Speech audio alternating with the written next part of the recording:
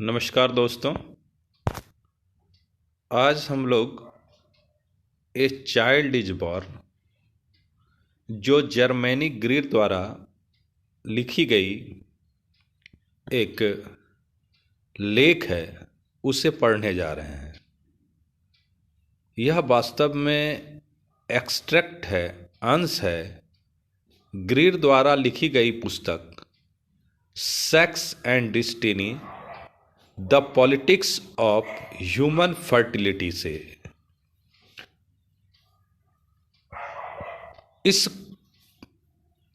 लेख में लेखिका ने बच्चों के जन्म से संबंधित बातों का वर्णन किया है। A child is born is an essay written by Germaine Greer. A child is born एक एसे है जिसे जर्मनी ग्रीर ने लिखा है। She has described the cultural differences between the East and the West regarding childbirth. उन्होंने पूर्व और पश्चिम में बच्चों के प्रसव को लेकर जो अंतर है उसका वर्णन किया है।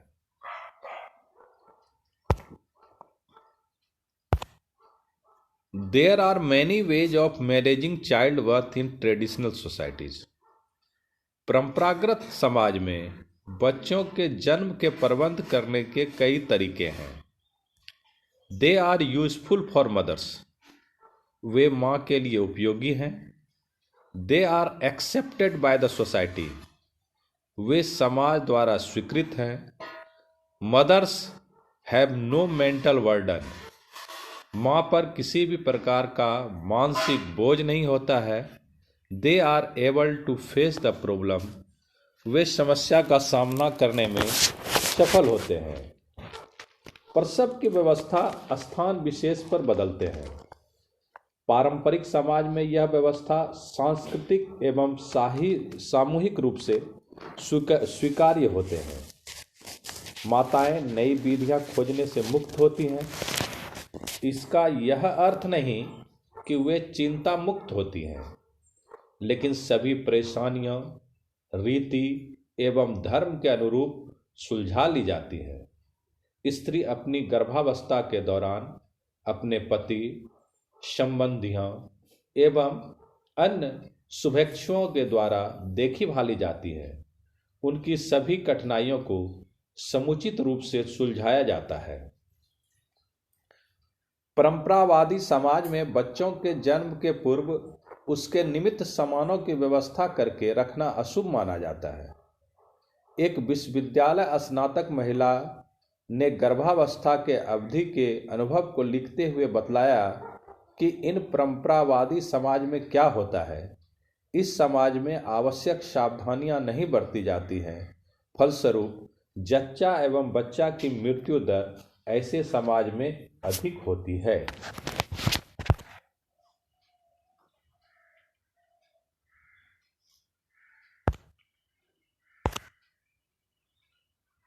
Mortality is higher in traditional birth, पारंपरिक प्रसव में मृत्यु दर अधिक होता है।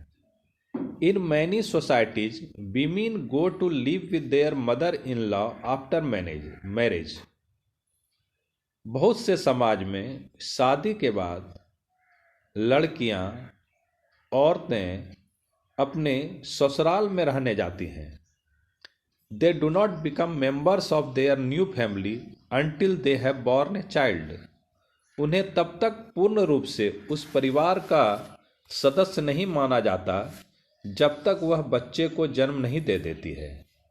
Women lost their name and known as the mother of their firstborn. औरतें अपना नाम खो देती हैं और उन्हें अपने पहले बच्चे के माँ के रूप में जाना जाता है। In the West, they do not lose their name after marriage. पश्चिम में शादी के बाद वे अपना नाम नहीं खोते।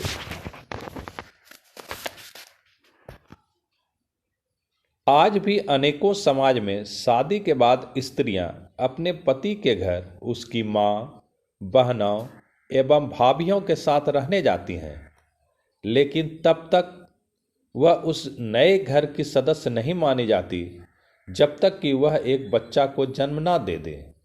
ऐसे परंपरागत समाजों में बच्चा माँ के जीवन में एक अहम भूमिका रखता है। माँ अपने बच्चे के नाम से जानी जाती है। यह पश्चिम को स्वीकार्य नहीं है। पश्चिमी सोच इसे पिछड़ापन, गलत एवं निर्दयता मानता है। ऐसा माना जाता है कि शारीरिक संबंध व्यक्तिगत आनंद के लिए नहीं बल्कि कर्तव्य समझकर बनाया जाता है। यह एक शोषण है। सास को अन्यायी एवं हानि पहुंचाने वाला माना जाता है। बच्चा एवं उसका अपने माता पिता एवं अन्य संबंधियों से जो संबंध है वह भी स्थान विशेष पर भिन्न भिन्न है। कुछ जगहों पर बच्चा को उसके चाचा एवं चाची से शारीरिक लगाव अपने माँ बाप से ज़्यादा मान्य है। भारत एवं अफ्रीका के बहुत से समाज में परिवार वृद्धि को मजबूत बनाने के क्रम में बच्चों को पैदा करना माँ बाप की चाहत पर नहीं बल्कि पूरे समूह के दबाव पर निर्भर करता है।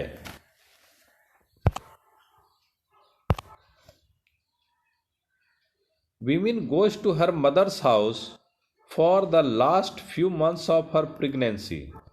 अपनी गर्भावस्था के कुछ एक अंतिम महीने औरतें अपनी माँ के घर जाती हैं। She gets a lot of love and care. वह वहाँ बहुत अधिक प्यार और देखभाल पाती हैं।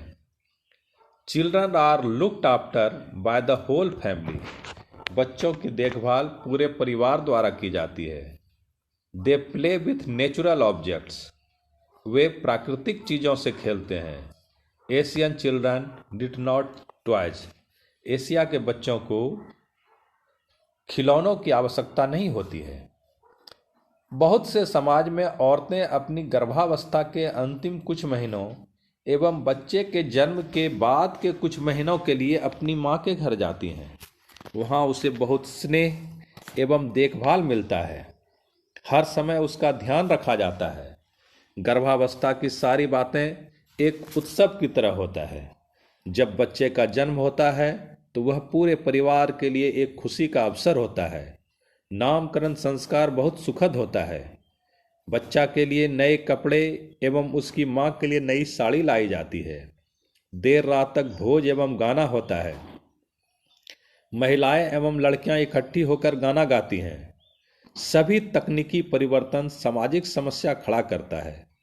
परंपरावादी समाजों में पश्चिमी दबावों का प्रभाव आधुनिकीकरण की एक बड़ी समस्या है। यह सर्वविदित है कि परंपरावादी जगहों पर प्रसव के दौरान मृत्यु बहुत अधिक होती है, परंतु हर घर एवं झोपड़ी तक आधुनिक तकनीकों के पहुंचने में गरीबी एक बहुत बड़ी बाधा है। इन सारी बातों पर लेखिका ने बड़े ही अच्छे ढंग से प्रकाश डाला है। Thank you. Have a nice day.